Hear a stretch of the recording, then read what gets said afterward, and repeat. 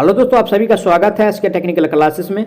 तो चलिए दोस्तों, आज बात करेंगे यानी कि एमसीक्यू का, यानी कि नेक्स्ट पार्ट होगा। इससे पहले यानी कि संभावित प्रश्न टी2 में जो इस बार आएगा वो सारा पार्ट आप लोग नहीं देखे हैं तो प्लेलिस्ट में जाकर के सारा पार्ट आप लोग वहां से देख सकते हैं, जो यानी कि आप लोगों का छूटा हुआ है। क्योंकि दोस्तों आप लोगों के लिए हम इतना अच्छा कंटेंट लाए हैं कि आप लोगों को सिलेक्शन दिलाएगा। 3000-4000 प्रश्न है, सारा प्रश्न यानी कि एग्जाम से पहले हम करवा देंगे। तो आप लोग हमारे साथ यानी कि जुड़ करके अपने यानी कि नौकरी को आसानी और बना सकते हैं नौकरी पाने के लिए।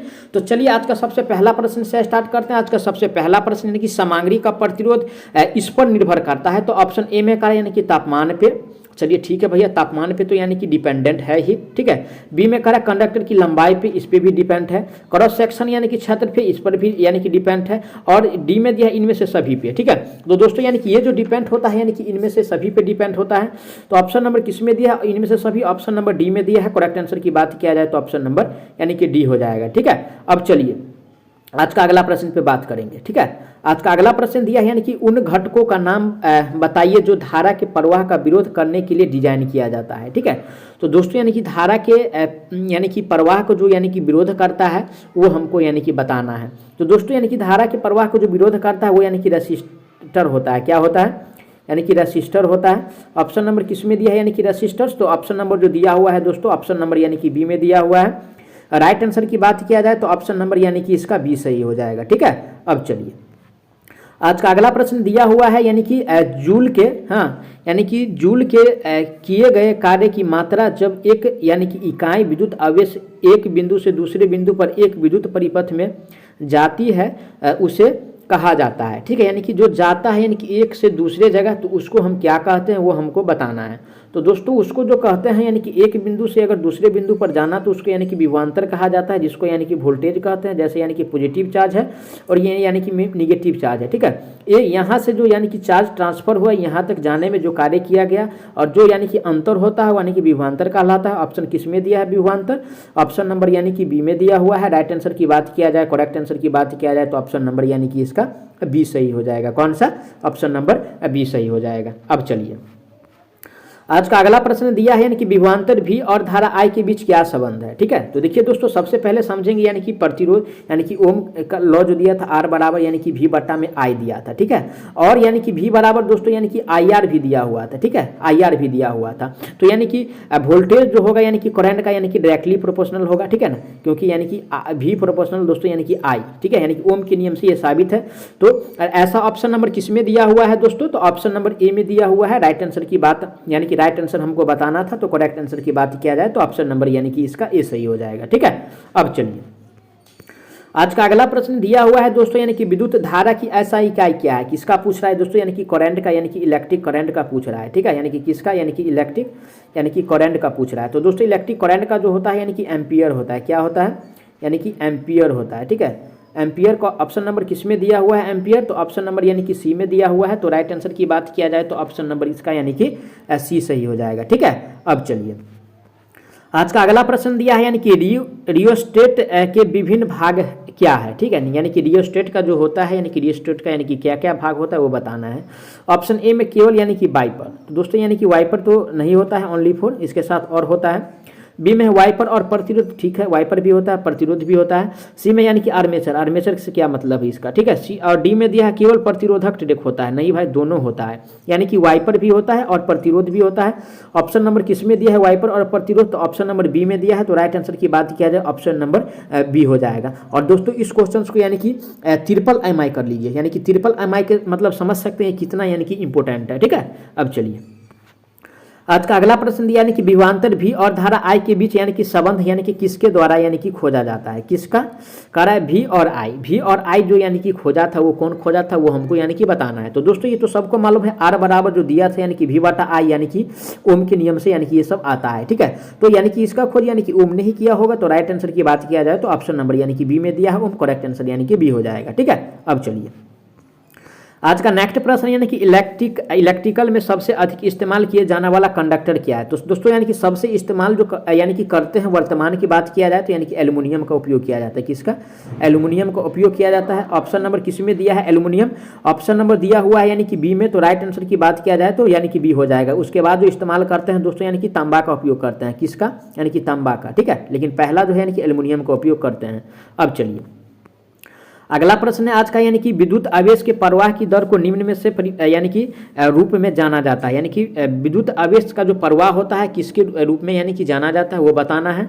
तो दोस्तों ऑप्शन ए में यानी कि इलेक्ट्रिक पोटेंशियल, तो इसके रूप में तो नहीं जानते हैं। रेसिस्टेंस के रूप में भी नहीं जानते हैं। इलेक्ट्रिक करंट के रूप में यानी कि इसको जाना जाता है। तो राइट आंसर की बात किया जाए ऑप्शन नंबर यानी कि सी सही हो जाएगा। इलेक्ट्रिक करंट दिया हुआ है सी में, बेस्ट आंसर सी हो जाएगा। अब चलिए आज का अगला प्रश्न यानी कि एक आदर्श यानी कि वोल्टमीटर में एक होगा, यानी कि आदर्श वोल्टमीटर है उसमें क्या होना चाहिए, ठीक है।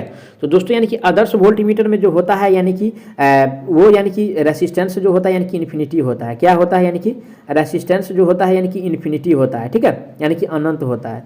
ऑप्शन नंबर किस में दिया है? यानी कि अनंत। तो ऑप्शन नंबर जो दिया हुआ है ए में दिया हुआ है। करेक्ट आंसर की बात किया जाए तो ऑप्शन नंबर यानी इसका ए सही हो जाएगा, ठीक है। अब चलिए आज का अगला प्रश्न दिया है यानी कि एल लंबाई के एक तार का प्रतिरोध आर संबंध द्वारा दिया गया है। तो दोस्तों यानी कि ये संबंध किसके दिया गया है वो हमको बताना है। तो देखिए सबसे पहले यानी कि आर बराबर जो होता है दोस्तों यानी कि रो, ठीक है, ये क्या है दोस्तों? रो है और इंटू में एल बटा ए होता है, ठीक है।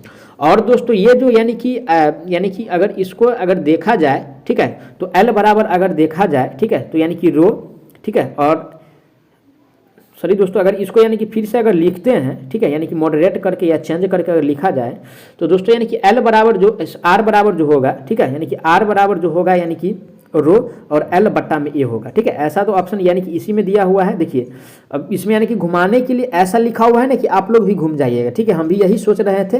तो इसका जो फॉर्मूला होता है दोस्तों यानी कि आर बराबर जो होता है, ठीक है, इसका फॉर्मूला जो होता है आर बराबर रो इंटू में एल बटा ए होता है। क्या होता है? आर बराबर रो और एल बटा में यानी कि एल बटा ए होता है, ठीक है। तो ऑप्शन किस में दिया हुआ है? ऑप्शन नंबर सी में दिया हुआ है। देखिए कितना कंफ्यूज करने वाला ये क्वेश्चन है, ठीक है। तो राइट आंसर की बात किया जाए तो ऑप्शन सी हो जाएगा, ठीक है। इसको भी एम आई कर लीजिए। इस पर या तो न्यूमेरिकल आएगा टी2 में या यानी कि डायरेक्ट यानी कि 1 नंबर आपको देके जाएगा। अब चलिए आज का अगला प्रश्न यानी कि ईएमएफ की इकाई क्या है, ठीक है। किसका पूछ रहा है दोस्तों? यानी कि ईएमएफ का पूछ रहा है, ठीक है। और दोस्तों यानी कि ईएमएफ का इकाई हमको बताना है, ठीक है। और दोस्तों यानी कि ईएमएफ का जो इकाई होता है वो यानी कि वोल्ट होता है। क्या होता है? वोल्ट होता है। ऑप्शन किस में दिया है? वोल्ट। ऑप्शन नंबर यानी कि ए में दिया हुआ है तो ए राइट हो जाएगा इसका, ठीक है। ऑप्शन नंबर ए सही हो जाएगा। अब चलिए अगला प्रश्न यानी कि केसीएल को डैश पर लागू किया जाता है, ठीक है, यानी कि केसीएल को कहाँ लागू कर सकते हैं वो हमको बताना है। तो देखिए दोस्तों यानी कि लूप पे तो लागू नहीं होगा, इसको यानी कि नोड पे लागू कर सकते हैं। बी में यानी कि लूप और नोड नहीं दोस्त, यानी कि लूप पे लागू नहीं होता है। न तो लूप और न तो लोड नहीं दोस्त, लोड पे लागू होता है, नोड पे लागू होता है। तो राइट आंसर ऑप्शन नंबर इसका यानी कि बी सही हो जाएगा। बी में दिया हुआ है नोड, ठीक है, करेक्ट आंसर बी हो जाएगा। अब चलिए आज का अगला प्रश्न दिया हुआ है यानी कि केसीएल इस यानी कि तथ्य पर आधारित है कि ऑप्शन ए में कह रहा है ऊर्जा को स्टोर करने के लिए नोड के लिए एक संभावना है, ठीक है। बी में कह रहा है यानी कि नोड पर आवेशों का संचयन नहीं हो सकता है। सी में है नोड पर चार्ज संचयन संभव है। डी में है यानी कि चार्ज संचय संभव हो सकता है या नहीं, ठीक है।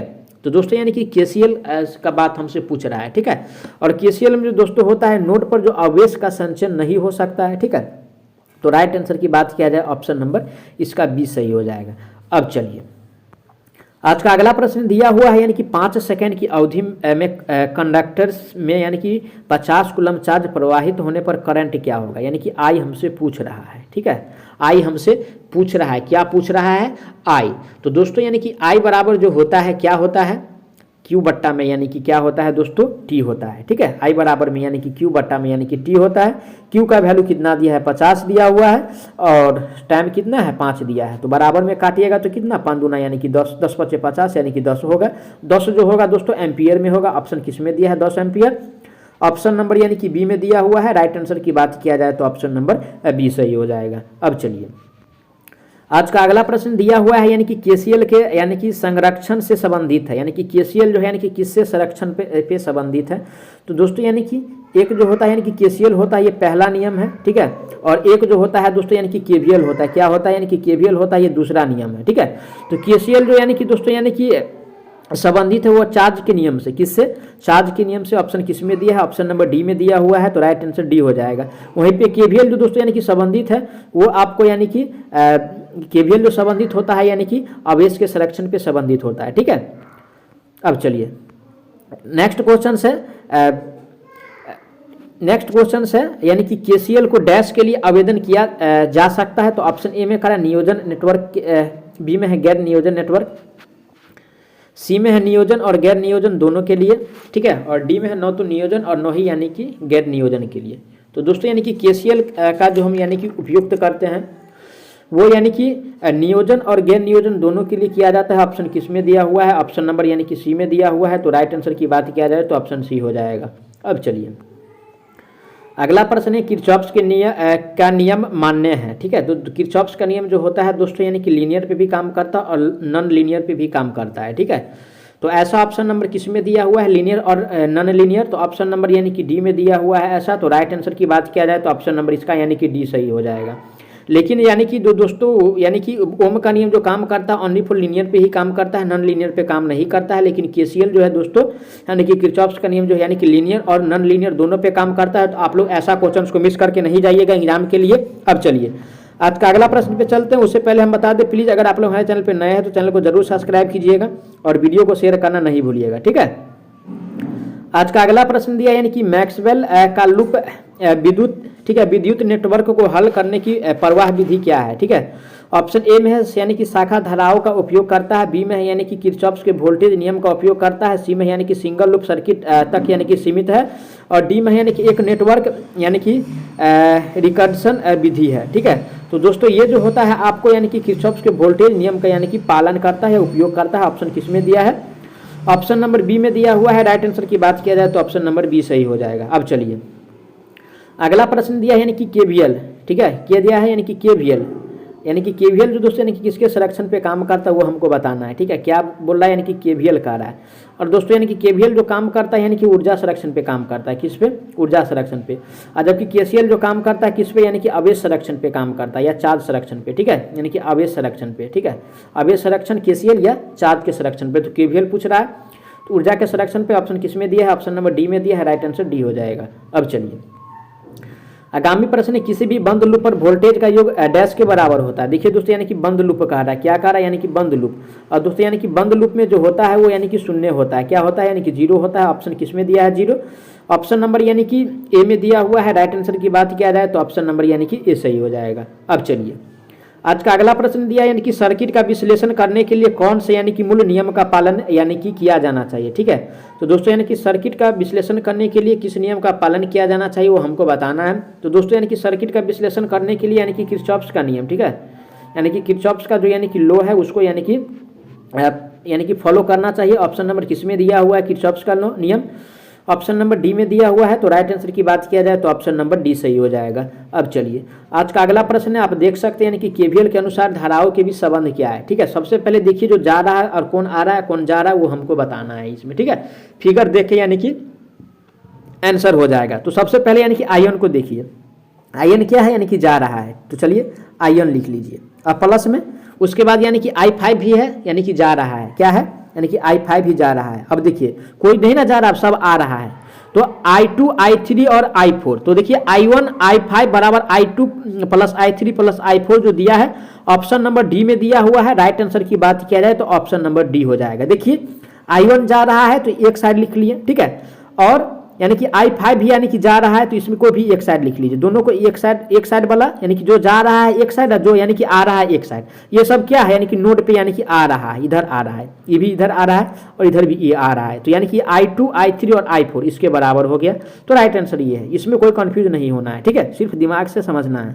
अब चलिए अगला प्रश्न है कि केवीएल डैश में लागू किया जाता है। ठीक है, तो दोस्तों यानी कि मेष में भी लागू करते हैं केवीएल को और नोड में भी लागू नहीं, दोस्तों नोड में लागू नहीं किया, मेष में लागू नहीं किया जाता है। ठीक है, केवीएल को, ठीक है, केवीएल को जो है यानी कि मेष में लागू नहीं किया जाता है, इसको यानी सही नोड में लागू नहीं किया जाता है, ध्यान रखिए हमेशा। ठीक है, ये कंफ्यूज होने वाला क्वेश्चन से, यानी कि नोडल में इसको लागू नहीं करते हैं, ओनली फॉर मेष में लागू होता है। तो राइट आंसर की बात किया जाए ऑप्शन नंबर ए सही हो जाएगा। ठीक है, अब चलिए आज का अगला प्रश्न दिया है यानी कि हर एक डैश है लेकिन हर डैश एक डैश नहीं है। दोस्तों ये कंफ्यूज वाला क्वेश्चन है लेकिन MI क्वेश्चन है।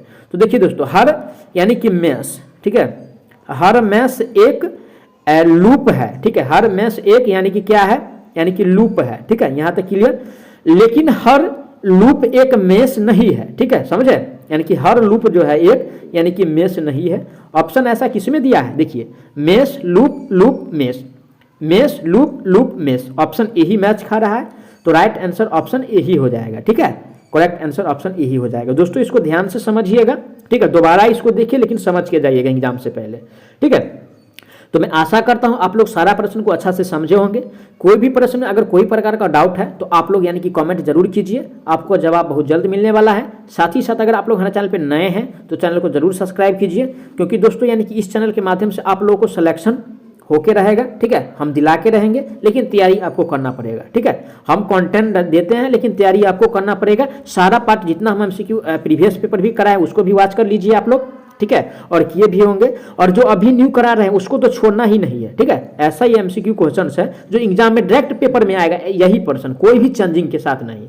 तो चलिए मिलते हैं नेक्स्ट वीडियो में, तब तक के लिए जय हिंद।